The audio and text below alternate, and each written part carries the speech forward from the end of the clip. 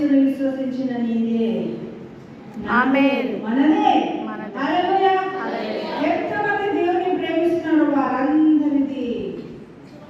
Glory to God. అన్ని నామముల కంటే పైనామము కలిగిన నామం.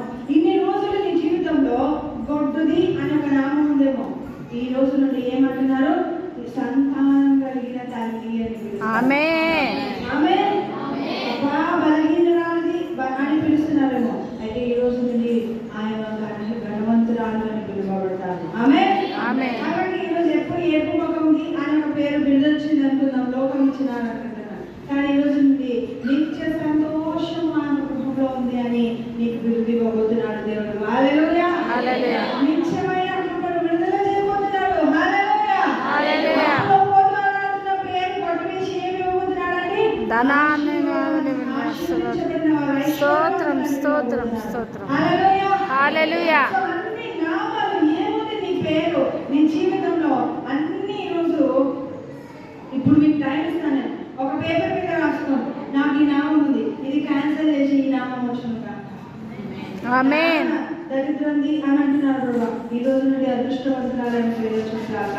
బుద్ధిహీనురాలు అంటున్నారు, ఈ రోజు నుండి జ్ఞానవంతురాలు. ఉద్యోగం లేని నిరుద్యోగి అంటున్నారు, ఉద్యోగం పొందుకుందురుగా. ఆమేన్.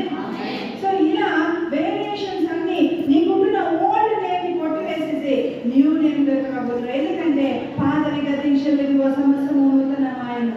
ఆమేన్. హల్లెలూయా. ఎంతమంది క్రీస్తులో పునరుద్ధాన శక్తిని ధరిస్తున్నారో వారందరికీ ఆ యొక్క శాపం మీదకి వచ్చిన ఒక పవర్, గర్భమును ధరించడానికి ఆమె శక్తి వచ్చిందంట. గర్భాన్ని ధరించడమే కాదు, ఆమె ఆ గర్భాన్ని పెంచింది కూడా. ఎంతవరకు పెంచిందండి? ఆ కుమారుని అమ్మాని పిలుచుకోగలిగింది, ఆటాడగలిగింది.